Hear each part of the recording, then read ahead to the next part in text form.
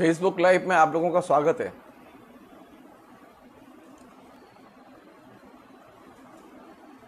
आज मैं अपनी आत्मकथा का एक दूसरा पहलू जो कि मथुरा से ही जुड़ा हुआ है उसकी चर्चा करूंगा कि मथुरा के मेरे दोस्त और मथुरा का जनतांत्रिक परिदृश्य।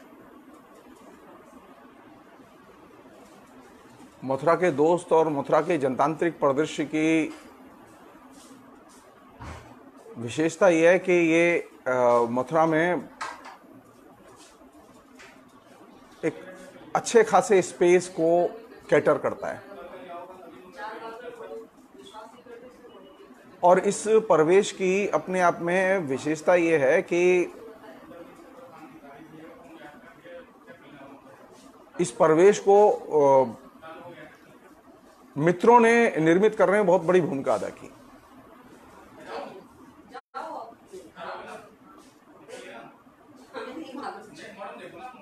मित्रों का पूरा जो दायरा रहा है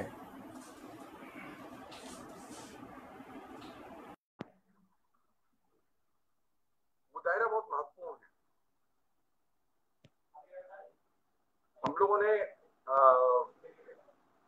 पिछली बार मैंने ये बात रखी थी कि मथुरा एक धार्मिक शहर नहीं है।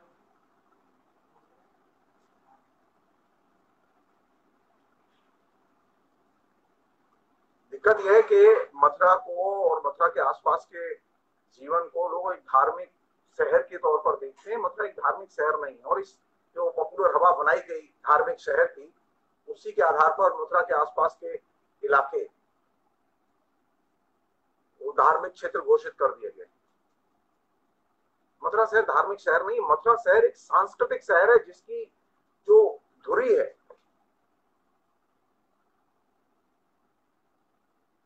वह उसकी भाषा और उसकी आख्यान परंपरा। ये गलतफहमी है कि मथुरा मंदिरों की वजह से जाना। मंदिर एक तरह से हमारी पुरानी सभ्यता और संस्कृति का अंग, लेकिन मंदिरों में संस्कृति पैदा नहीं होती। पुरानी संस्कृति होती थी, पुराने जमाने में वो संस्कृति के केंद्र थे, लेकिन आज वो मंदिर जो है वो पूजा की जगह है, वहां संस्कृति का उत्पादन नहीं होता।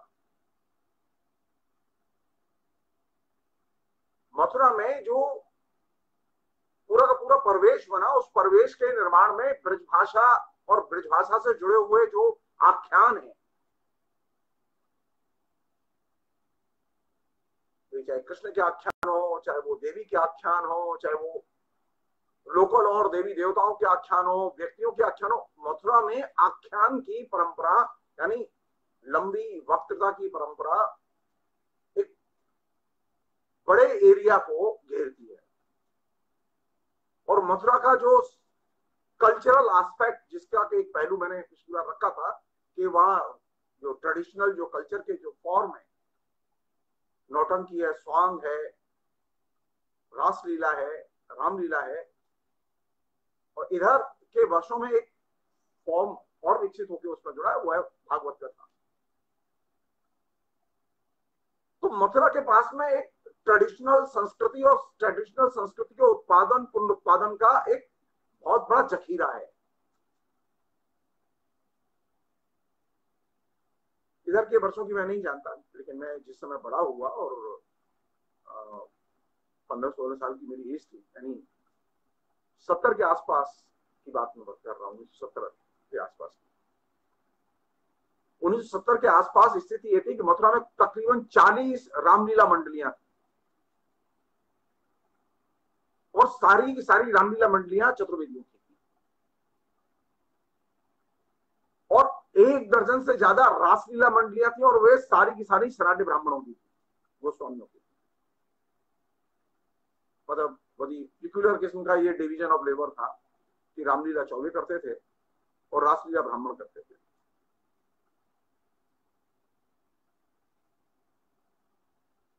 और ये जो रामलीला और रासलीला मंडलियों का जो दायरा था वो सिर्फ मथुरा में केंद्रित नहीं था।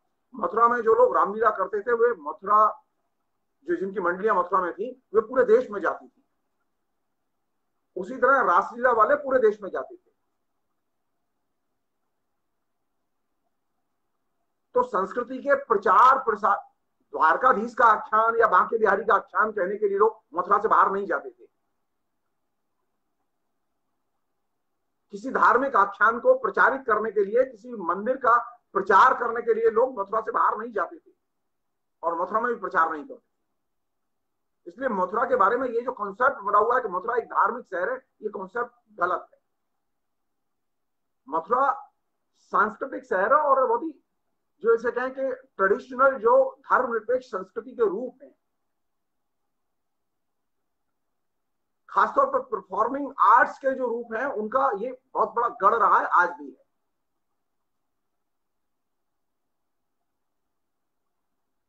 इसलिए ये मथुरा के बारे में जब बात होती है तो लोगों के दिमाग में हठात ये एक चीज आती है, मथुरा के पंडे, मथुरा के मंदिर और मथुरा का पेड़ा।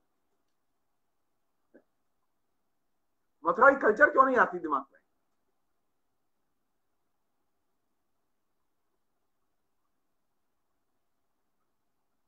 हिंदुस्तान के प्रत्येक महानगर में रामलीला की कल्चर को समृद्ध करने में मथुरा की मंडलियों की बहुत बड़ी भूमिका रही है। पूरे हिंदुस्तान में रासलीला के कल्ट को विकसित करने में मथुरा वृंदावन की रासलीला मंडलियों, वृंदावन रासलीला मंडलियों का केंद्र और मथुरा जो है रामलीला मंडलियों का केंद्र।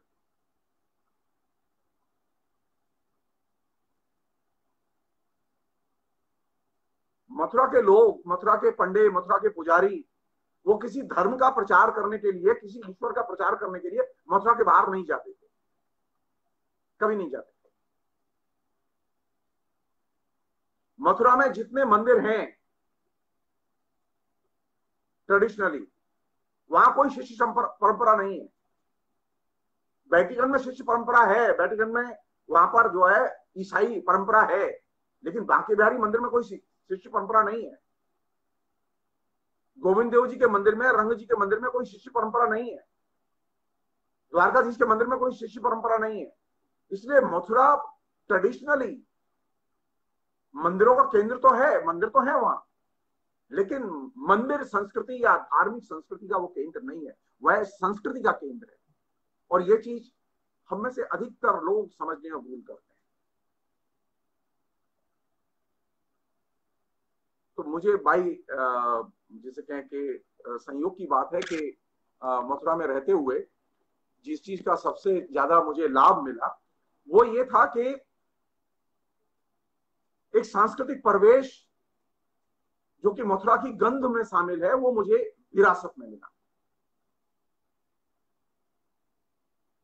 मैंने संस्कृति क्या है ये किताब से नहीं सीखा, मैंने संस्कृति क्या है ये मैंने परफॉर्मेंस देख के सीखा।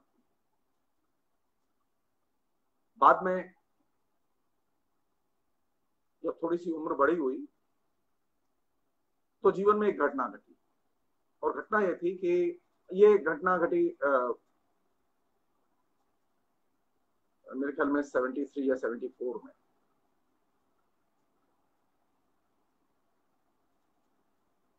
जिस माथुर चतुर्वेद संस्कृत महाविद्यालय में मैं पढ़ता था, वहां छात्र संघ भी था और अच्छा छात्र संघ था। छात्र संघ मतलब संस्कृत के विद्यार्थियों के बीच में अमावस्या और पूर्णमासी के दिन वहां छात्र सभा की मीटिंग होती थी और हम लोग कुछ ना कुछ क्रिएटिव बातचीत करते थे घंटे, 1.5 घंटे, 2 घंटे के लिए। कोइंसिडेंट था कि मैं उस समय क्लास 12 का विद्यार्थी था, यानी उत्तर मध्यमा द्वितीय वर्ष का विद्यार्थी था। मेरे दिमाग में हठात ये विचार आया कि क्या मैं यूनियन का सेक्रेटरी बन सकता हूं। उस समय तक परंपरा ये थी कि यूनियन के सेक्रेटरी बनने के लिए शास्त्री होना जरूरी है और प्रेसिडेंट बनने के लिए आचार्य की कक्षा का विद्यार्थी होना जरूरी है। यानी शास्त्री और आचार्य के विद्यार्थी सेक्रेटरी और प्रेसिडेंट की पोस्ट पर इलेक्शन लड़ सकते हैं। लेकिन मैंने तय किया कि वही सेक्रेटरी बनना है।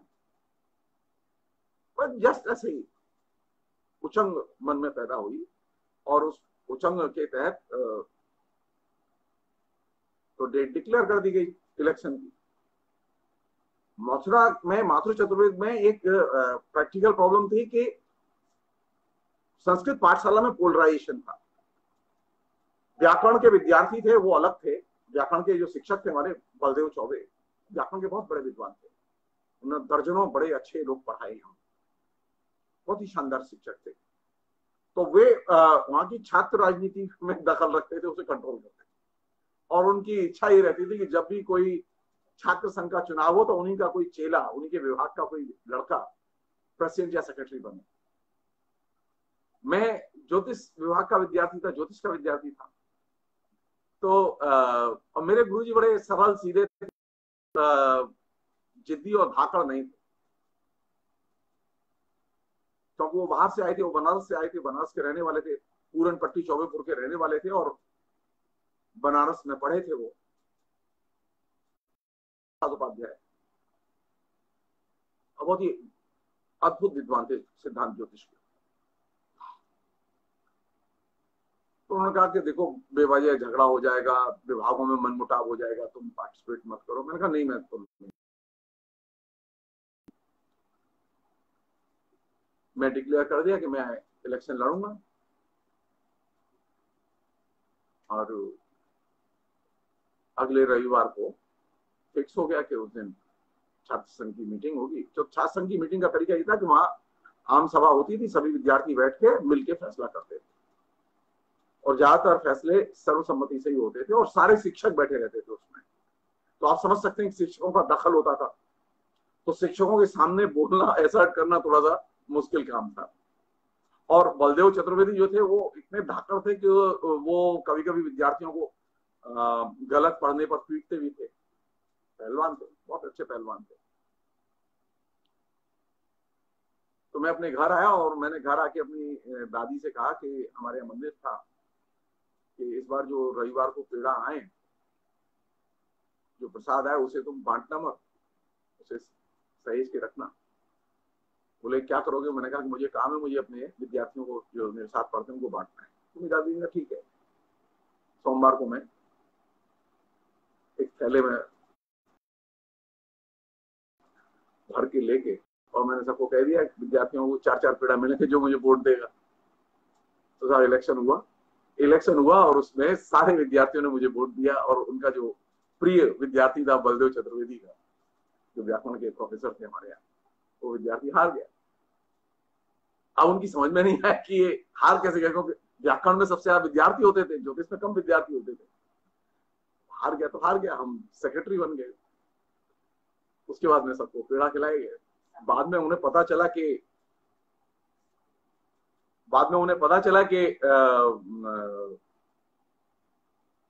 ये तो पेड़ा के जरिए मोबिलाइजेशन हुआ, और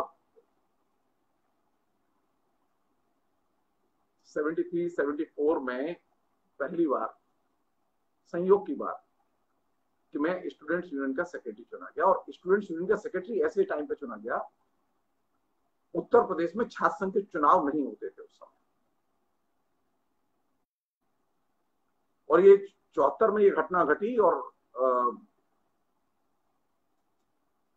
संयोग से अखबारों में छपी, सबकी नजर में आई। तो पता चला कि माथुर चतुर्वेदी संस्कृत महाविद्यालय ने प्रोटोकॉल तोड़ा है और छात्र संघ का चुनाव कराया है। लेकिन छोटा सा कॉलेज था, इसलिए किसी ने ज्यादा सीरियसली नहीं लिया। लेकिन यहां से छात्र राजनीति की शुरुआत हुई।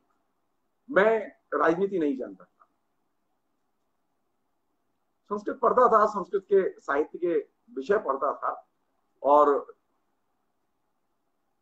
जो अभिरुचि का एरिया था वो एरिया ये था कि जो प्राचीन जो टेक्स्ट है, यानी उपनिषद हैं, पुराण हैं, ये मेरे घर में थे, और मैं यही मेरी रीडिंग सामग्री थी, आदत बनी इसी से बनी।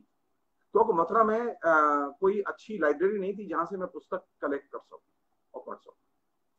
कहने के लिए वहां एक डिस्ट्रिक्ट लाइब्रेरी थी, लेकिन डिस्ट्रिक्ट लाइब्रेरी से पुस्तकें मिलना बहुत मुश्किल था, तो घर नहीं ले जाने देते। और लाइब्रेरी में बैठ के पढ़ने की मेरी आदत नहीं थी, मेरी आज भी आदत नहीं है। मैं इतने दिन पढ़ा हूं, लेकिन मैं हमेशा घर पर पढ़ा हूं, लाइब्रेरी में नहीं पढ़ा। जवाहरलाल नेहरू विश्वविद्यालय में जब छात्र था तब भी मैं पुस्तक इशू करा के लाके अपने कमरे में पढ़ता था। बाद में मैंने इतना जो कुछ लिखा पढ़ा सब अपने घर में ही बैठ के किया। लाइब्रेरी में जाता जरूर था किताब लेने। तो ये पहला पड़ाव छात्र राजनीति का शुरू हुआ माथुर चतुर्वेदी संस्कृत महाविद्यालय से, और इसने एक नई संभावना को जन्म दिया जीवन में। उसमें एक बहुत मजेदार घटना घटी जो बतानी बहुत जरूरी है। अभी मैं जैसे जब मैं बड़ा हुआ धीरे धीरे तो मैं बहुत निडर भाव से बोलने लगा, लेकिन जिस दिन पहली बार मुझे एज ए सेक्रेटरी छात्र संघ की मीटिंग में बोलना था, जिस दिन मैं चुनाव जीता, तो चुनाव जीतने के बाद में ये था कि जनरल सेक्रेटरी अपना वक्तव्य संस्कृत में पेश करेंगे और वहां जो छात्र संघ की कार्रवाई थी वो संस्कृत में होती थी।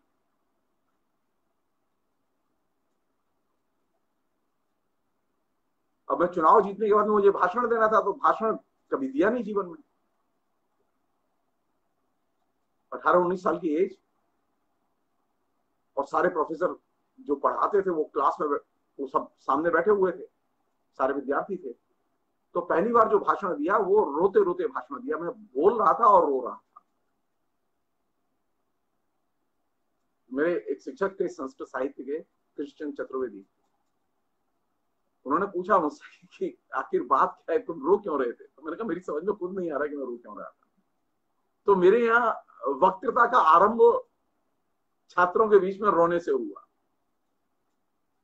उसके बाद में कभी मैं न डरा, न मुझे किसी से संकोच हुआ बोलने में। लेकिन पहला जो वक्तव्य था उसे मैं कभी भी भूल नहीं पाता कि मैं जब पहली बार बोलने खड़ा हुआ तो मैं रो रहा था।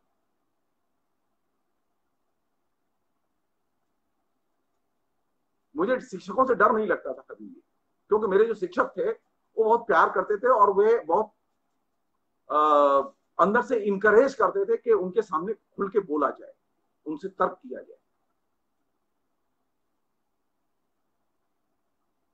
ये संस्कृत पाठशाला में रहते हुए ये परंपरा शुरू हुई और संस्कृत पाठशाला में रहते हुए ही पहली बार समाजवाद का ज्ञान भी हुआ।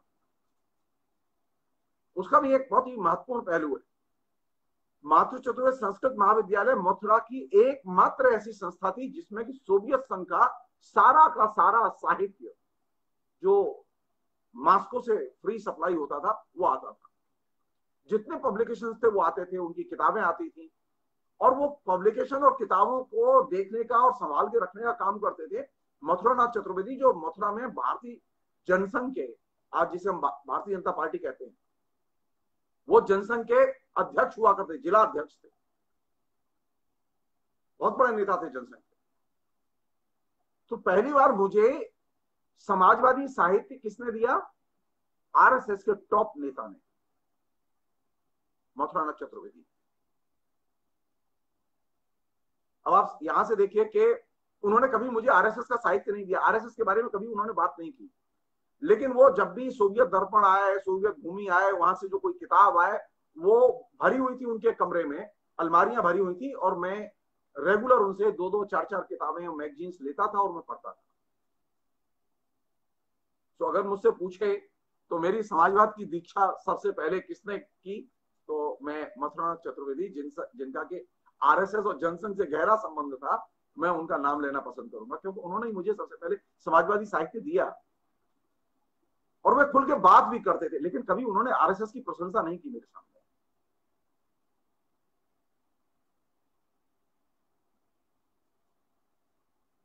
दिलचस्प था ये कि जब 74 में जब मैं छात्र राजनीति में मैं दाखिल हुआ तो हम लोगों ने अपने तरीके से काम शुरू किया छात्रों के बीच में। पहले हम कॉलेज में ही काम करते थे, फिर थोड़ा सा एक हमारे और दोस्त थे जो अभी भी हैं, आदमी यंग थे और बहुत ही मेहनती और बढ़िया कम्युनिस्ट थे। वियतनाम आजाद हुआ और वियतनाम के आजाद होने के बाद में वियतनाम की आजादी को सेलिब्रेट करने के लिए सिद्धार्थ चतुर्वेदी ने भारतीय कम्युनिस्ट पार्टी के दफ्तर में एक कार्यक्रम रखा, और उस कार्यक्रम में पहली बार, मैं सिद्धार्थ चतुर्वेदी को नहीं जानता था, पहली बार सिद्धार्थ चतुर्वेदी ने पहल करके दोस्ती की। मेरा यमुना किनारे घर था, मतलब इधर जैसे मेरे इस हाथ की तरफ जस्ट 5 कदम जाइए तो यमुना बह रही है, और मैं ऐसे ही बैठता था जैसे अभी बैठा हुआ, यमुना किनारे मेरा घर था। तो निकले घर, मेरे सामने, घर के सामने से उन्होंने कहा कि परिचय दिया अपना और कहा कि हमारे यहाँ वियतनाम आजाद हुआ, उस पर एक प्रोग्राम है, आप आइए। मैंने वियतनाम का नाम पहली बार सुना, मैं नहीं जानता था, तो मैं अखबार उस तरह से नहीं पढ़ता था।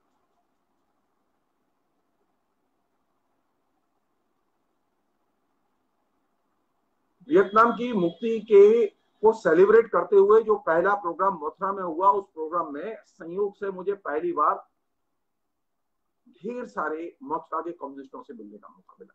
जो फर्स्ट पॉलिटिकल गैदरिंग जिससे मेरा सामना हुआ संस्कृत के पंडितों की गैदरिंग के बाद, माथुर चतुर्वेद विद्यालय के जो पंडित समुदाय था, उसके बाद में जिस समुदाय से मेरा सामना हुआ और परिचय हुआ, वे थे कम्युनिस्ट। उसमें सीपीआई के लोग भी थे, उसमें सीपीएम के लोग भी थे, उसमें कुछ ऐसे भी लोग थे जो कि सीपीएम सीपीआई से अलग थोड़ा सा नक्सल प्रभाव के लोग भी थे। प्रोग्राम बहुत अच्छा था वो। ये चीज मैं इसलिए रख रहा हूं कि मथुरा में मेरे मंदिर पर आने वाले लोग, ज्यादातर लोग ऐसे थे उस समय जो कि फ्रीडम मूवमेंट में भाग लिया था, जिन लोगों ने, कांग्रेस के लोग थे। कंटिन्यूअसली ये एक स्थिति रही कि हम लोगों ने मंदिर पर जिसे परिचय होता था वो कांग्रेस के लोग होते थे या जनसंघ के लोग होते थे। दो ही सोशलिस्ट और कम्युनिस्ट मंदिर पर दर्शन करने आते थे। सोशलिस्टों में एक बड़े पॉपुलर नेता थे राधेश्याम पौड़े, राधेश्याम चतुर्वेदी, वकील थे, फौजदारी, बहुत अच्छे वकील थे। और दूसरे थे कैलाशनाथ चतुर्वेदी, ठेकेदार। और ये जो लोग थे, इनसे सोशलिज्म के बारे में, लोहिया के बारे में तमाम किस्से, तमाम कहानियां, तमाम चीजें सुनने और जानने का मौका मिला। यानी जीवन में राजनीति कैसे आई, उसके 4 बहुत इंपॉर्टेंट फैक्टर हैं, व्यक्ति हैं। उनमें शुरुआत होती है वामपंथी विचारधारा के करीब लाने में, सबसे पहला चरण शुरू होता है शिवदत्त चतुर्वेदी की वजह से। सीपीआई का यंग एआईएसएफ का नेता था। उसके साथ और भी लोग थे जो मेरे सब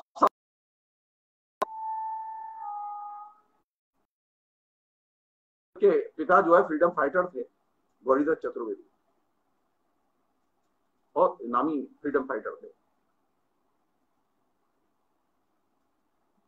तो एक तरफ संस्कृत पाठशाला और संस्कृत पाठशाला का पांडित्यपूर्ण समुदाय, और दूसरी तरफ जो नई जो सामाजिक संरचना मिली जिससे कि मैं जुड़ा, वह थी वामपंथी विचारधारा के लोगों की संरचना। इसमें उस वियतनाम वाली गोष्ठी में पहली बार सब्यसाची से मुलाकात हुई।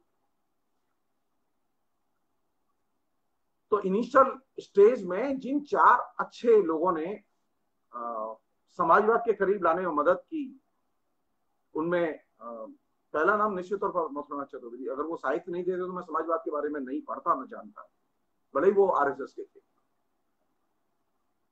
दूसरे जो 4 लोग थे, उसमें शिवदत्त था, उसमें कैलाशनाथ चतुर्वेदी थे, उसमें राधेश्याम पौड़े या चतुर्वेदी थे, और सब्यसाची थे। इसके अलावा एक और जगह थी जहां से कि मार्क्सवाद की हवा मेरे पास पहुंची, और वो थे मेरे मामा। मेरे 2 मामा हैं, मधुसूदन लाल चतुर्वेदी और मनमोहन चतुर्वेदी। मनमोहन जो कवि हैं, ये दोनों कम्युनिस्ट पार्टी के लिए उन दिनों बहुत एक्टिव ढंग से काम करते। मैं मार्क्सवाद नहीं जानता था, मेरी मार्क्सवाद से कोई लगाव भी नहीं था, बल्कि मैं मार्क्सवाद की आलोचना करता था, और ये लोग मार्क्सवाद के पक्ष में बहस करते थे। मथुरा में जो इनिशियल स्टेज में, यानी 73, 74, 75, इन 3 वर्षों में जो प्रवेश मिला, उस प्रवेश में राजनीतिक शिक्षा का जो माहौल मिला, उस प्रवेश से मुझे एक चीज महसूस हुई। मथुरा एकदम धार्मिक शहर नहीं है, मथुरा एकदम धर्मप्राण शहर नहीं है, बल्कि मथुरा मोस्ट पॉलिटिकल सिटी है, सबसे ज्यादा एक्टिव राजनीतिक शहर है। मथुरा में कल्चर के बाद अगर कोई विषय सबसे ज्यादा उस समय डिस्कशन के केंद्र में होता था तो वो था राजनीति और राजनीतिक प्रश्न। आप मथुरा की सड़कों पर किसी भी इलाके में जाइए, आप चौक बाजार जाइए, आप छत्ता बाजार जाइए, आप भरतपुर गेट जाइए, आप किसी भी इलाके में जाइए, आप किसी से भी बात करिए, सामान्य तौर पर आम बातचीत में लोग राजनीतिक मसलों पर बहस करते हुए मिल जाते।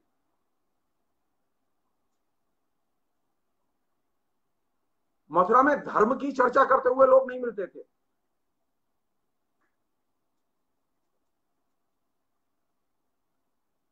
ये धार्मिक शहर है, धार्मिक शहर है, ये प्रचार किया प्रतिक्रियावादियों ने। मथुरा धार्मिक शहर नहीं है, मथुरा के लोग धार्मिक लोग नहीं है, वो अधार्मिक भी नहीं है, लेकिन धर्म उनकी दिनचर्या का हिस्सा नहीं है, राजनीति उनकी दिनचर्या का हिस्सा है। आज भी सबसे ज्यादा राजनीति करते हैं वो। कल्चरल पॉलिटिकल एस्पेक्ट इसमें उस समय कांग्रेस बहुत पावरफुल थी और कांग्रेस का बहुत अच्छा खासा आधार था, और 6 जातियां और उनसे निकले हुए लोग,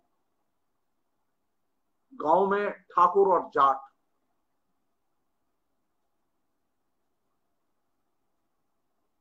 और मथुरा वृंदावन के इलाके में और गोकुल के इलाके में यहां पर ब्राह्मणों का एक अच्छा खासा वर्ग था, बनिया थे और चतुर्वेदी थे, जाटव थे और मुसलमान थे। ये कुल मिला के जातियां थी जिनसे निकल के जो लोग आ रहे थे वे पॉलिटिक्स में एक्टिव थे। और ये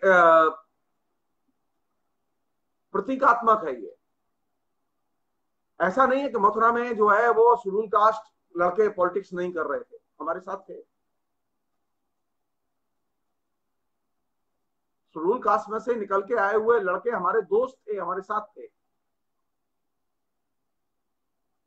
तो मथुरा के माहौल में रहते हुए आप उस समय 73, 74, 75 के बाद वाले दौर में आप मथुरा में ये देखिए कि मथुरा में लोगों की मित्रता के जो दायरे थे उसमें मुसलमान भी थे, उसमें SC ST भी थे, उसमें अब उच्च जाति के लोग भी थे, और उनमें जातिगत ये अनटचेबिलिटी का भाव नहीं था। और ये इसलिए था क्योंकि मथुरा में एक कल्चरल स्पेस पहले से उपलब्ध था, कल्चर की। जबकि वास्तविकता यह है कि मथुरा के जीवन में, सामाजिक जीवन में जाति और जाति के जो समीकरण है बहुत बुरी तरह से गुथे हुए। लेकिन ये यंग जो वामपंथी लोग थे, उनमें से एक हमारे दोस्त हैं वो टिकेंद्र साहब, वो अभी फेसबुक लाइव में हमारे सामने बैठे हैं। उनसे हमारी उसी दौर में यानी 75, 76 के दौर में ही मुलाकात हुई पहली बार, या सब CPI की मीटिंग और गोष्ठियों में हम लोगों ने काम किया साथ में। तो जो चीज मैं आपसे शेयर करना चाहता हूं ये कि मथुरा का जो परिवेश है उस परिवेश में मंदिर तो है, लेकिन मथुरा का जो कल्चर है, मथुरा की जो राजनीति है वो बहुत महत्वपूर्ण है। और मथुरा की कल्चर और राजनीति में डेमोक्रेटिक कल्चर एक बहुत बड़ा स्पेस रखती थी पहले।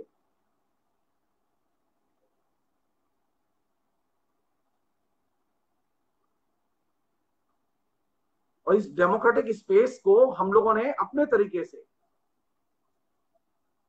समृद्ध करने का रास्ता निकाला, और इसमें पहला कदम ये था, मतलब इनिशियली मैंने AISF ज्वाइन की। अब AISF भी ज्वाइन कर ली थी और मैं छात्रों संघर्ष वाहिनी से भी जुड़ा हुआ था पहले से, क्योंकि मुझे जयप्रकाश नारायण बहुत अच्छे लगते थे, तो मैं उनकी छात्रों संघर्ष वाहिनी से भी जुड़ा हुआ था। और मैं सिद्धत मुझे बहुत अच्छे लगते थे, सिद्धत से भी जुड़ा हुआ था, तो AISF से भी जुड़ा हुआ था। और जब सब्यसाची से पर्चा हुआ तो एसएफआई से भी जुड़ गया मैं। अब बड़ी दिक्कत थी कि मुझे ये इतना ज्ञान नहीं था राजनीति का, मुझे एक ही संगठन में रहना चाहिए, क्योंकि प्रतिबंध था नहीं कि आप एक संगठन के मेंबर हो दूसरे के मेंबर नहीं हो सकते।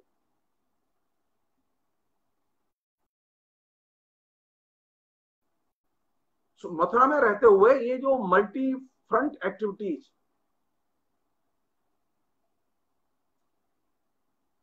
और उसी समय इमरजेंसी में एक और घटना घटी, और संयोग की बात थी कि उस घटना का केंद्र बना वही संस्कृत कॉलेज। ये संस्कृत कॉलेज में पढ़ता था। मथुरा में जनसांस्कृतिक मंच का गठन हुआ, और जनसांस्कृतिक मंच का गठन की पहली मीटिंग मातृ चतुर्वेद संस्कृत महाविद्यालय में ही हुई, और वहीं उसके गठन की घोषणा हुई। आपातकाल में कैसे संस्कृति के क्षेत्र में संस्कृति कर्मी काम करें, इसके लिए वो संगठन बनाया गया।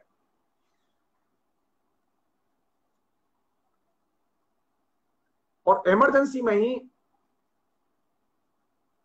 मैंने एसएफआई ज्वाइन की, और उस समय एसएफआई के जो पश्चिमी उत्तर प्रदेश के इंचार्ज सुनील चोपड़ा हुआ करते, यूपी का काम वही देखते थे। तो पहली बार मेरी सीपीएम के 3 महत्वपूर्ण लोगों से मुलाकात हुई, मित्रता हुई, जो कि मथुरा के बाहर के थे। उसमें सुनील चोपड़ा थे, उसमें प्रकाश करात थे, उसमें गौहर राजा थे।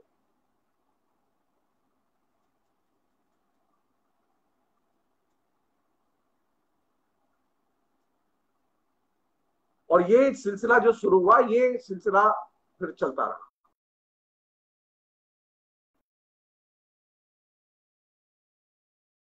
इनकी एक्टिविटीज के तौर पर हम सभी यंग लड़के लड़कियां इतने थे कि मैं उसकी गिनती नहीं कर सकता आपसे। कम से कम शहर के अंदर 100-150 यंग लड़के लड़कियां थे ऐसे, जो कि हमेशा एक्टिव रहते थे। और छोटा सा शहर था, करीब 1.5-2 लाख की पॉपुलेशन थी उसकी, और उसमें ये सारे के सारे एक्टिव यंग लड़के लड़कियां थे। उसमें और लोग थे जिनकी की सांस्कृतिक फ्रंट पर बहुत बड़ी भूमिका थी, वो ज्यादा काम करते थे, मैं छात्र फ्रंट पर काम करता था। उसमें वीरेंद्र सिंह था, उसमें ऋषिकांत थे, उसमें हरवंश चतुर्वेदी थे, उसमें दिनेश अग्रवाल थे, सब्यसाची थे, उसमें रत्नेश चतुर्वेदी थे, अजय शर्मा थे, आलोक शर्मा थे, सुनील आचार्य थे, ब्रजेंद्र सिंह थे।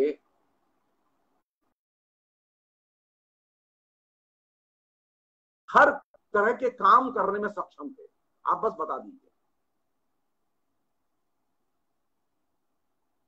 और इस पूरी प्रक्रिया में एक नई चीज घटी, वो ये थी कि हम लोगों ने मिलके एक लाइब्रेरी नेटवर्क बनाया। उसकी 4 यूनिट हुआ करती थी, और उस लाइब्रेरी नेटवर्क को बनाने में निश्चित तौर पर दिनेश अग्रवाल, हरवंश चतुर्वेदी, इन लोगों की बहुत बड़ी भूमिका थी। जन सांस्कृतिक मंच के जो लोग थे, जन सांस्कृतिक मंच की एक केंद्रीय भूमिका थी। उसकी वजह से हमें आधुनिक साहित्य और आधुनिक साहित्य से जुड़े हुए बहुत सारे लेखक, उनको पढ़ने का मौका मिला, मथुरा के लोगों को मौका मिला। जवाहरलाल नेहरू विश्वविद्यालय जाने के पहले मथुरा में रहते हुए प्रेमचंद तकरीबन मैं पढ़ चुका था, थैंक्स फॉर जन सांस्कृतिक मंच लाइब्रेरी। राहुल सांकृत्यायन को पढ़ चुका था मैं, यशपाल की अनेक किताबें पढ़ चुका था। तो जन सांस्कृतिक मंच एक हमारे लिए बहुत बड़ा फोरम था, क्योंकि वहां हर तरह की एक्टिविटीज होती थी। वहां सोशल एक्टिविटीज भी थी, वहां डिस्कशंस भी थे, वहां जो है वो पब्लिक प्रोग्राम भी थे, वहां सामाजिक कार्य भी थे, और वहां फिल्म शो भी थे। बाद में उन्होंने कुछ नाटक भी किए। तो वो था जिसमें कि खुल के यंग लड़के लड़कियां पार्टिसिपेट करते थे। मथुरा की मेरी स्मृति का एक सबसे जो इसे कहें कि सुंदर पहलू, सुंदर पक्ष, जिसे मैं शेयर करना चाहूंगा, वो ये कि मथुरा में एक कॉलेज है, केआर गर्ल्स डिग्री कॉलेज। और ये जो मैं अब आपको चीज शेयर करने जा रहा हूं, ये मथुरा की नेचर को समझने के लिए बहुत महत्वपूर्ण है। मैं जब एसएफआई के सेक्रेटरी बना, बीरेन सिंह के पुलिस में चले जाने के बाद, यानी वो सब इंस्पेक्टर हो गए थे बीरेन सिंह,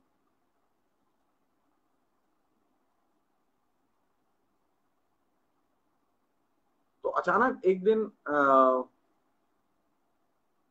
मेरे दिमाग में ये चीज थी कि किसी तरह लड़कियों के कॉलेज में हम कैसे घुसे, क्योंकि लड़कियां मेंबर नहीं थी हमारी।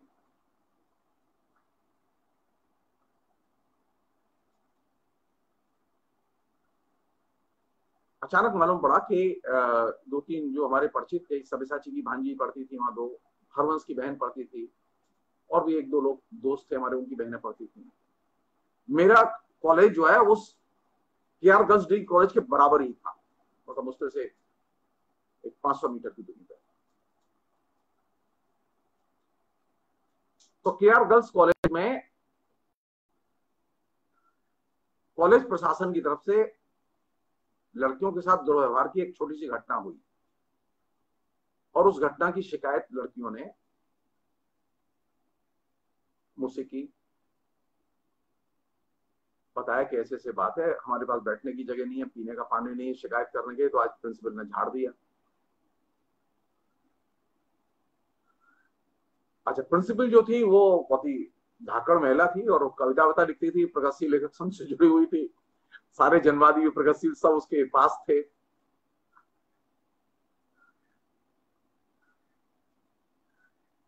तो मैंने इनिशिएटिव लिया और लड़कियों से कहा कि आप लोग अपने जो भी प्रॉब्लम है आप उसे पहले लिस्ट आउट करिए, और लिस्ट बना के हम लोग बैठते हैं। तो पहली बार ऐसा हुआ कि लड़कियां बैठी, 6-7 लड़कियां थी, उनके साथ बैठा मैं, और सब समस्याओं की लिस्ट बनाई गई कि लड़कियों की समस्या क्या है। तो शुरुआत हुई थी 5-6 समस्याओं से, और वो धीरे धीरे लिस्ट जो जो दिन जाए लिस्ट बढ़ती जाए, और वो अल्टीमेटली 20-22 प्रॉब्लम हो गई।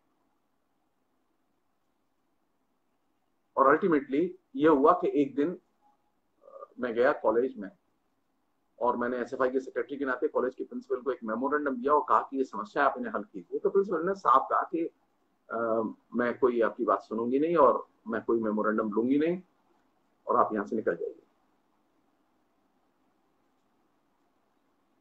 कॉलेज से निकल आए, और उस घटना के बाद में लड़कियों ने आंदोलन का रास्ता अपना लिया। मथुरा में लड़कियों का कॉलेज जिसमें 300 लड़कियां पढ़ती थी, 300 लड़कियों ने आंदोलन का रास्ता अपनाया। पहली बार मथुरा में हड़ताल हुई, और हड़ताल ही नहीं हुई, इंडेफिनेट पीरियड के लिए हड़ताल हुई।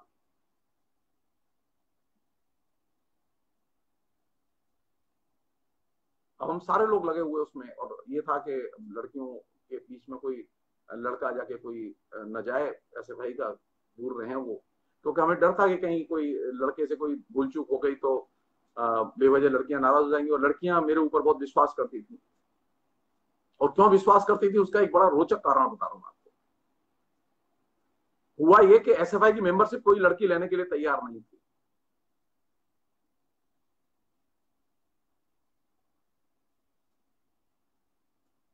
तो एक लड़की ने मजाक में ही कहा कि भाई साहब बहुत अच्छे ज्योतिषी भी हैं, तुम लोग अपना अपना हाथ दिखा लो, मैं भी अपना हाथ दिखा लूंगी। लड़कियों में ये बात बड़ी उत्सुकता से एक्टिव हो गई कि हाथ दिखा लो।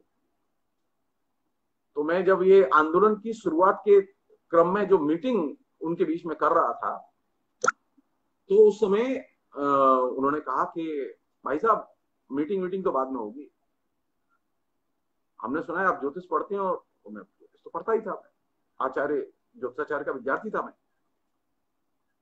तो आप पहले हमारा हाथ देखिए, तभी उसके बाद एसएफआई ज्वाइन करेंगे।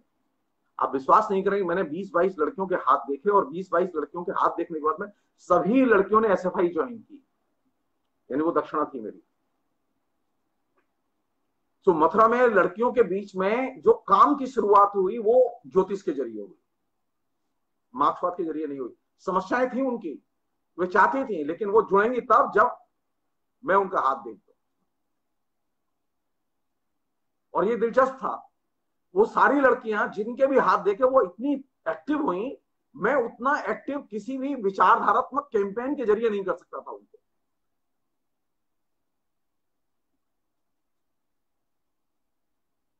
करीब 7 दिन तक कॉलेज बंद रहा और एक दिन पूरे शहर में 300 लड़कियों ने जुलूस निकाला और अंत में डीएम के यहां जाके पूरे का डीएम का घर घेर लिया अंदर से।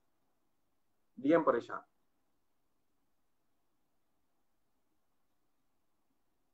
और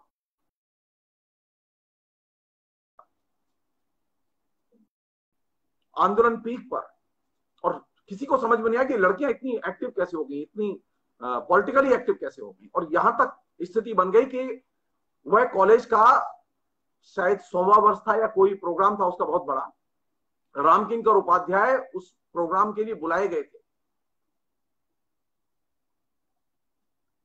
उसी आंदोलन के दौरान उस प्रोग्राम का कॉलेज मैनेजमेंट ने इंतजाम किया था, तो सारी लड़कियों को लेके मैं गया था जुलूस लेके, और लड़कियों ने पूरे के पूरे प्रोग्राम को एकदम डिस्टर्ब कर दिया और रामकिंकर उपाध्याय की पूरी रामायण रामायण सब उठा के फेंक दी। रामकिंकर उपाध्याय का प्रवचन नहीं होने दिया, कहा कि पहले हमारी मांग मानी जाएगी तब कुछ होगा। मथुरा में ये मैं इसलिए कह रहा हूं कि जो लोग ये कहते हैं कि मथुरा धार्मिक शहर है, मथुरा की लड़कियां और लड़के पिछड़े हुए हैं,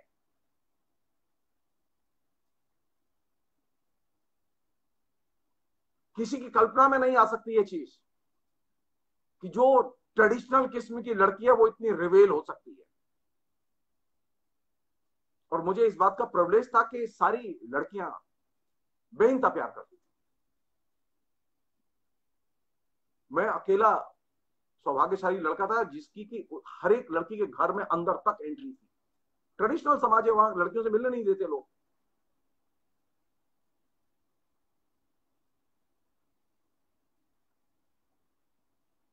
और ये पूरे घटनाक्रम में जब डीएम के यहां जुलूस गया और डीएम के दबाव के बाद मैनेजमेंट राजी हुआ, कॉलेज राजी हुआ और वहां यूनियन बनी, यूनियन का चुनाव हुआ, ऑफिशियली यूनियन इलेक्ट हुई और ऑफिशियली यूनियन का पहली बार उद्घाटन हुआ। और उद्घाटन करने के लिए कौन लोग गए? उद्घाटन करने के लिए गई अशोकलता जैन, इंदु अग्निहोत्री, नमिता सिंह। किशोरी रमन गर्ल्स डिग्री कॉलेज के महिला कॉलेज के जो लड़कियां थी उनके आंदोलन का वह चरमोत्कर्ष था। पूरे उत्तर प्रदेश में किसी कॉलेज में चुनाव नहीं हुआ था, लेकिन किशोरी रमन गर्ल्स डिग्री कॉलेज में चुनाव हुआ।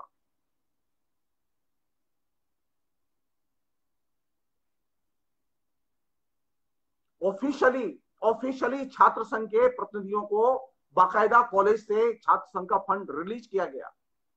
लड़कियों ने बहुत ही शानदार अपनी तरह से पूरे साल प्रोग्राम चलाया और उसका उद्घाटन किया बाकायदा।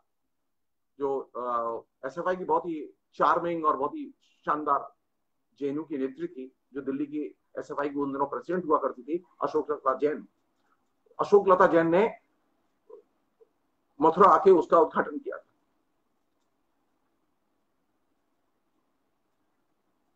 मथुरा की कल्चर में जो चीज मैं शेयर करना चाहता हूं ये कि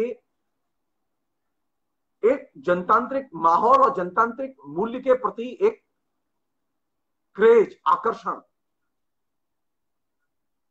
शुरू से है, आज भी है, आज भी लोग पसंद करते हैं।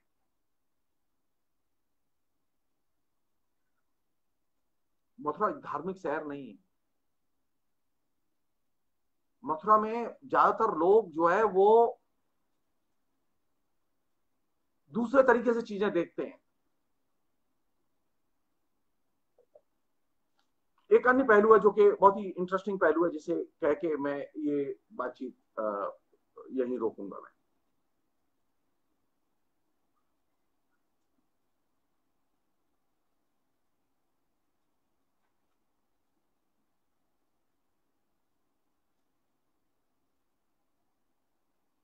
मथुरा की जो अपनी जो मित्र मंडली थी, उस मित्र मंडली का एक सबसे अच्छा पहलू ये था कि सारे लोगों में ज्ञान की बहुत भूख थी और सारे लोग बेरोजगार थे। उसमें एक ही व्यक्ति था जिसके पास में रोजगार था, जो हम लोगों के साथ था, वो हरवंश चतुर्वेदी थे। उनकी नई नई नौकरी लगी थी नजीबाबाद। तो हरवंश चतुर्वेदी जो है वो एक्टिव थे और बीच बीच में आते थे, लेकिन बाकी सब बेरोजगार थे। और सारे बेरोजगारों के पास में खूब ज्ञान की अपनी एक भूख थी और एक आकर्षण था, ज्ञान चाहना, ज्ञान के प्रति पढ़ना, जो किताबें पढ़ी जा रही हैं उसके बारे में आपस में बातें करना। और इसने एक बाकायदा यंग लड़के लड़कियों का एक सर्किल पैदा किया। और इस सर्किल ने मुझे जो दिया, मतलब मुझसे अगर पूछे किसी भी व्यक्ति के निर्माण में, जो उसके इर्द गिर्द जो उसके दोस्त होते हैं, जो उसके परिवार का जो माहौल होता है, वहां उसे सारे मूल्य सीखने को मिलते हैं। तो मथुरा के जो दोस्त हैं और मथुरा का जो परिवेश है मेरा, उस परिवेश ने मुझे जो सबसे मूल्यवान चीज दी वो ये कि ज्ञान के प्रति उसने मेरा आकर्षण पैदा किया। अगर मैं संस्कृत की पाठशाला में रहता और मेरे ये दोस्त न मिलते मुझे, तो आप तय मानिए मेरे अंदर ज्ञान का मोह नहीं होता। मैं पढ़ तो लेता, डिग्रियां तो मैं ले लेता, मैं नौकरी भी कर लेता, लेकिन ये जो तमाम किस्म के जो जनतांत्रिक मित्र मुझे मिले, उन लोगों ने ज्ञान के प्रति आकर्षण पैदा किया। और इस आकर्षण का ही परिणाम था कि मैंने जवाहरलाल नेहरू विश्वविद्यालय में अप्लाई किया। और जब मैंने जवाहरलाल नेहरू विश्वविद्यालय के लिए अप्लाई किया, तो उस समय जो मेरे पास ग्राउंड थी दाखिले के लिए, वो शास्त्री थी, और शास्त्री मेरे सिर्फ 50% नंबर थे। और मैं हिंदी और संस्कृत के अलावा और कोई भाषा जानता नहीं था। तो मुझे बहुत सब्यसाची जी ने बहुत ही हतोत्साहित किया। बार बार वो कहते थे, अरे पंडित जी रहने दीजिए, जेएनयू में तो प्रतिभाशाली लोगों का ही दाखिला होता है, संभव ही नहीं है, काहे को जा रहे हैं। मैं एसएफआई के सेक्रेटरी था, उनकी चिंता ये थी कि ये भाग जाएगा तो हमारा फिर काम कौन करेगा। एसएफआई में मेरे अलावा काम करने वाले दर्जनों लड़के लड़कियां थे, अच्छे लोग थे, मुझसे ज्यादा प्रतिभाशाली और मेहनती लोग थे। मैं उतना मेहनती नहीं था। हाँ, ये बात दीगर है कि मैं थोड़ा सा व्यवस्थित ढंग से काम करने में थोड़ा सा बेहतर कंडीशन में था बाकी की तुलना में। कम्युनिकेशन के लिहाज से मैं बेहतर कंडीशन में था संगठन के लिए, लेकिन सांगठनिक तौर पर काम करने में मुझसे अच्छे सक्षम लड़के थे वहां, इसमें कोई दो राय नहीं। तो मैंने जब जेएनयू के लिए अप्लाई किया, तो मेरे फॉर्म मनमोहन जी लेके आए और फॉर्म को भरा हरवंश चतुर्वेदी ने, और इन दोनों ने भर के फॉर्म जमा कर दिया। मैं तो अंग्रेजी जानता नहीं था, मैंने साइन वाइन करके फॉर्म जमा कर दिया। और जेएनयू में जब टेस्ट हुआ तो मैं टेस्ट देने गया, और टेस्ट इंटरव्यू एक ही साथ हुआ। टेस्ट में का रिजल्ट निकल गया, उसी के साथ साथ इंटरव्यू था नेक्स्ट डे। मेरे पिता नहीं चाहते थे कि मैं जेएनयू जाऊं, सब्यसाची भी नहीं चाहते थे कि मैं जेएनयू जाऊं। पिता इसलिए नहीं चाहते थे क्योंकि उनका एक संभावित पंडित बेटा जो कि आचार्य हो जाएगा। और मैं जब जेएनयू मैंने अप्लाई किया था, तो मैं सिद्धांत ज्योतिष से आचार्य हो चुका था, मेरा रिजल्ट निकल चुका था मार्च में, और मैंने अप्लाई किया। और संयोग की बात कि मेरा जेएनयू में एडमिशन हो गया। सब्यसाची बहुत दुखी हुए इससे। उन्होंने मुझे चिट्ठी तक लिखी कि तुमने एक गलत फैसला लिया। मेरे व्यक्तित्व के विकास के लिए जरूरी था कि मैं मथुरा से निकल जाऊं।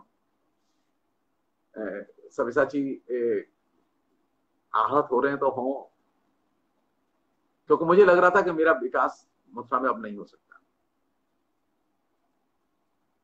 सो मथुरा में जो ज्ञान की भूख पैदा हुई, उसने एक एडवेंचर मेरे दिमाग में पैदा किया। उस एडवेंचर के तहत मैंने जेएनयू अप्लाई किया और मुझे दाखिला मिला। और वह एक तरह से मेरे जीवन की एक लंबी छलांग थी।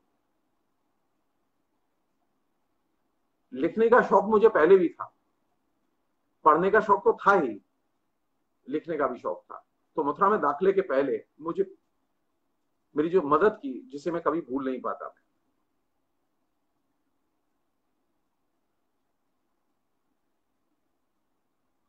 मथुरा में जब मैं रह रहा था तो मेरे पास पैसे नहीं थे, मेरे परिवार में भी किसी की क्षमता नहीं थी वो मुझे पैसे दे सके। तो जब दाखिले की सूचना मिली, राजेंद्र शर्मा ने एक पोस्ट कार्ड लिखा सब्यसाची के नाम, और वो पोस्ट कार्ड मुझे मिला, सब्यसाची के एड्रेस पर था वो मेरे लिए, कि दाखला हो गया है और आखिरी 3-4 दिन बाकी है, जल्दी से आके एडमिशन ले लो। तो दाखले के लिए पैसे नहीं, तो हरवंश चतुर्वेदी ने 150 रुपए दिए दाखले के लिए। मैं 10वीं बार हरवंश से जिक्र कर चुका हूं इस बात का, आप लोगों से पब्लिकली कह रहा हूं मैं, ये दोस्त जिसे कहते हैं, हरवंश चतुर्वेदी ने दाखले के लिए 150 रुपए दिए, और मैंने जाके फीस जमा करके दाखला लिया जेएनयू में। अब समस्या ये थी कि जेएनयू में तत्काल तो स्कॉलरशिप मिल नहीं सकती थी, उसमें टाइम लगता था। मेरिट कम स्कॉलरशिप मिली थी, तो वो सितंबर अक्टूबर तक आती थी वो, लेकिन तब तक खाने के लिए पैसे तो चाहिए। तो जेएनयू पहुंचा मैं मित्रों की मदद से। अगर वो मित्र पैसे से मदद नहीं करते तो मैं जेएनयू पहुंच नहीं सकता था, मेरे पास खुद के पैसे नहीं थे इतने। और जिस चीज ने मुझे जेएनयू जाने के लिए मजबूर किया वह वामपंथी राजनीति नहीं थी, ज्ञान के प्रति जो मेरा आकर्षण था उसने मुझे जेएनयू की तरफ जाने के लिए मजबूर किया। और वह बहुत बड़ी घटना थी मेरे जीवन की। वो इसलिए बड़ी घटना थी कि मैं नहीं चाहता था कि मैं ज्योतिष में नौकरी करूं, मैं नहीं चाहता था कि मैं ज्योतिष की प्रैक्टिस करूं और ज्योतिष के जरिए आजीविका करूं और पंडिताई करूं, ये मैं नहीं चाहता था। लेकिन मैं बाई चांस संयोग की बात थी, पिता ने दाखला कराया, मैं पढ़ता रहा, मेरे पास कोई ऑप्शन नहीं था। तो मैं सिद्धांत ज्योतिष से आचार्य तक 13 साल मैंने संस्कृत साहित्य और ज्योतिष इनका गंभीरता से अध्ययन किया, क्यों कोई ऑप्शन नहीं था मेरे पास। लेकिन जब मेरे पास ऑप्शन आया तो मैं एकदम, मैं जेएनयू जब पढ़ने गया तो मेरे पास में सिर्फ 2 जोड़ी कपड़े थे और एक सामान्य सा मेरी माँ की फटी हुई धोती से, साड़ी से बना हुआ थैला था जिसमें मेरे सर्टिफिकेट थे। मेरे पास कोई प्रॉपर्टी नहीं, मैं खाली हाथ जेएनयू पढ़ने गया।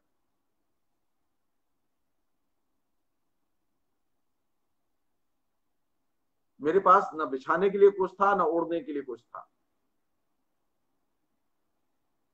और वैसी स्थिति में मैंने ये रिस्क ली कि मैं जेएनयू पढ़ने जाऊं। मुझे मालूम नहीं कि मेरी किताब कहां से आएंगी, मुझे मालूम नहीं मेरी फीस कौन देगा, मुझे कुछ नहीं मालूम। एक चीज और, मथुरा में जितने दिन मैंने पढ़ाई की, मेरी पढ़ाई पर कोई खर्चा नहीं हुआ। जो खर्चा हुआ मेरे से, संस्कृत पाठशाला का नियम था कि प्रथमा से लेके मध्यमा तक, यानी क्लास 12 तक, वहां 7 रुपया या 8 रुपया स्कॉलरशिप मिलती थी विद्यार्थियों को, प्रत्येक विद्यार्थी को हर महीने पढ़ने वाले को, और उसके बाद में 10 या 12 रुपए मिलती थी। सो बचपन में सारी की सारी पढ़ाई हुई फ्री में, और वह भी स्कॉलरशिप के साथ।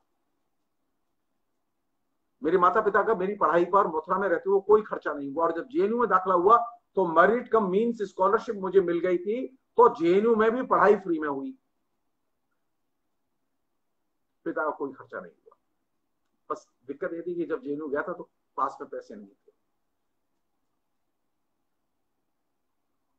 और ये चीज, इंटरेस्टिंग चीज ये है, रंजना जी, रंजना अरगड़े कह रही हैं, मैं उसमें एक सिर्फ और रोचक एलिमेंट जोड़ना चाहता हूं। मैं जब जेएनयू में एडमिशन के लिए, जब इंटरव्यू होते थे एमए में एडमिशन के लिए, नामवर जी ने, मैनेजर पांडे, केदारनाथ सिंह, ये सारे लोग, फैकल्टी के जितने लोग वहां थे वो सब इंटरव्यू में थे। नामवर जी ने 1 घंटा इंटरव्यू लिया था मेरा, और 1 घंटा इंटरव्यू लेने के बाद में उन्होंने सजेस्ट किया कि जगदीश्वर जी, आप तो सिद्धांत ज्योतिष से आचार्य करके आए हैं, आपको हम तो पीएचडी में डायरेक्ट एडमिशन दे सकते हैं, आप ले लीजिए। तो मैंने कहा कि नहीं सर, मुझे पीएचडी नहीं करनी, मुझे पहले एमए करना है। 1 घंटे इंटरव्यू के बाद में नामवर जी ने जो चीज सजेस्ट की वो ये थी कि तुम डायरेक्ट पीएचडी कर लो, तुम आचार्य हो, वो एमए के बराबर है, और हमारे यहाँ इंटरडिसिप्लिनरी अप्रोच है, तुम्हारा दाखला आराम से हो जाएगा। उनका नहीं।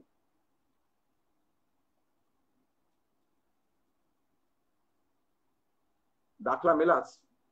उस समय मैं पहला विद्यार्थी था, मैं बाप की नहीं जानता, मैं पहला विद्यार्थी था जेएनयू की हिस्ट्री में जो संस्कृत बैकग्राउंड से आया था, जिसने दाखला लिया था, और जिसके मेरे मात्र 50% नंबर थे शास्त्री में,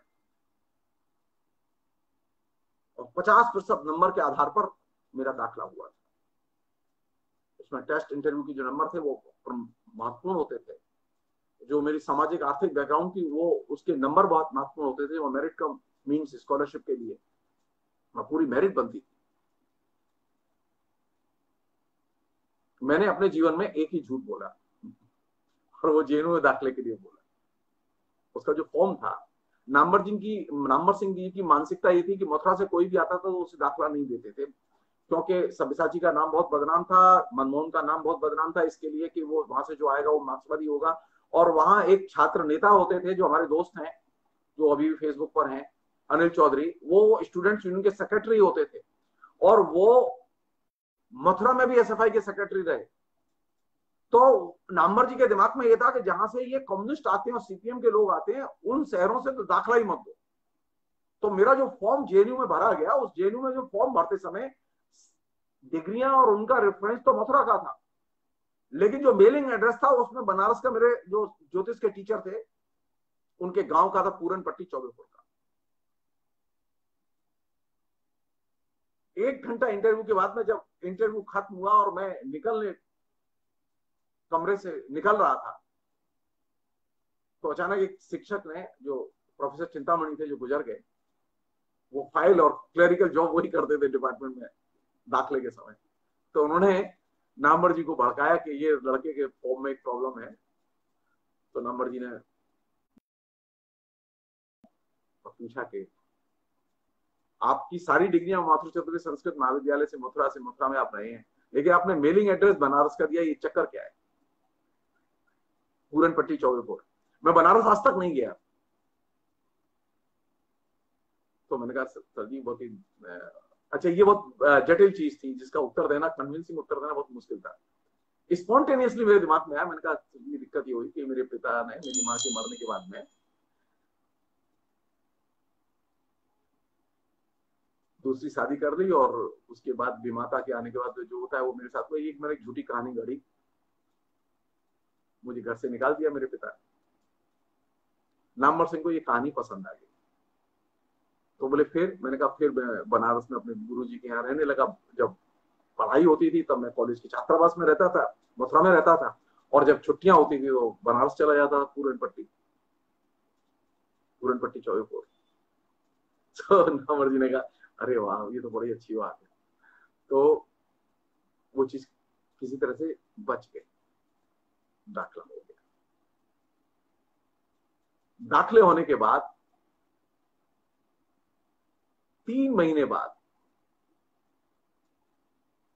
जब वहां स्टूडेंट फैकल्टी कमेटी के इलेक्शन हुआ, और उसमें जब नामवर सिंह के सारे पांचों जो उनके चहेते विद्यार्थी थे वो इलेक्शन हार गए, और एसएफआई और उसके चहेते विद्यार्थी जीत गए, जो कि नामवर सिंह के लिए बहुत बड़ा झटका था। तो नामवर सिंह ने क्लास में एक बात कही कि भाई ये बताइए क्लास में एसएफआई कौन करता है? तो मेरा एक दोस्त था जो क्लास का टॉपर था, करुण कुमार तप्त, जो पटना यूनिवर्सिटी में प्रोफेसर है। तो उसने कहा सर जी ये जगदीश्वर है, यही एसएफआई करता है। तो नामवर जी ने कहा आप एसएफआई करते हैं, आपने तो ये इंटरव्यू के टाइम पे नहीं बताया था। तो मैंने कहा कि इंटरव्यू में तो आपने पूछा नहीं था कि मैं कौन सा संगठन करता हूँ। अब उन्होंने धीरे धीरे अपने को सारी चीजें लिंक की, और बहुत गुस्सा। तो मैंने धीरे से कहा, मैं सर जी ये सवाल गलत है कि एसएफआई कौन करता है, इसमें मेंबर कौन है? मैंने कहा आप ये पूछे कि इस क्लास में एसएफआई के कितने मेंबर है तो ज्यादा अच्छा रहेगा। तो नामवर जी ने पूछा अच्छा बताओ उस क्लास में कितने एसएफआई के मेंबर है? तो 20 विद्यार्थियों की क्लास थी, उसमें से 18 विद्यार्थियों ने हाथ उठाई, का मेंबर है। अब नामवर जी को होश उड़े हुए। मैंने कहा सर जी ये देखिए मुझे दोष क्यों दे रही है, तो 18 के 18 SFI में। ये बात मैं इसलिए कह रहा हूं क्योंकि जिस एडवेंचर की वजह से मैं JNU गया, वहां जाते ही जो पहला जो दृश्य उपस्थित हुआ जिसने कि मेरे भ्रम को तोड़ा।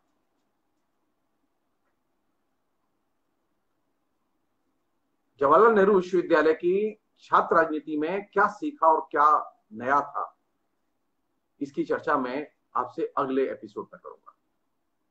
अभी मैं सिर्फ इतना कह सकता हूं कि मथुरा से जब मैं निकला तो मेरे सामने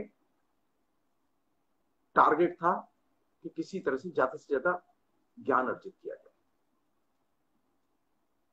न मार्क्सवादी बनना टारगेट था, न छात्र राजनीति करना टारगेट था, क्योंकि छात्र राजनीति तो करता ही था मैं। JNU के पूरे परवेश ने और JNU की पूरी शिक्षा ने और JNU के दोस्तों ने मथुरा से जो मित्रों की जो संगति से मैंने सीखा था उसमें गुणात्मक परिवर्तन किया।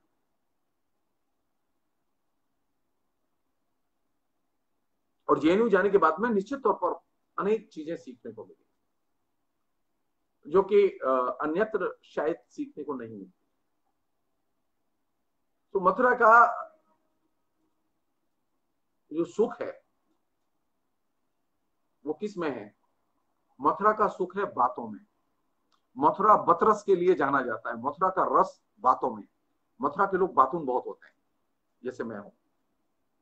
फिलहाल इतना ही। Thank you.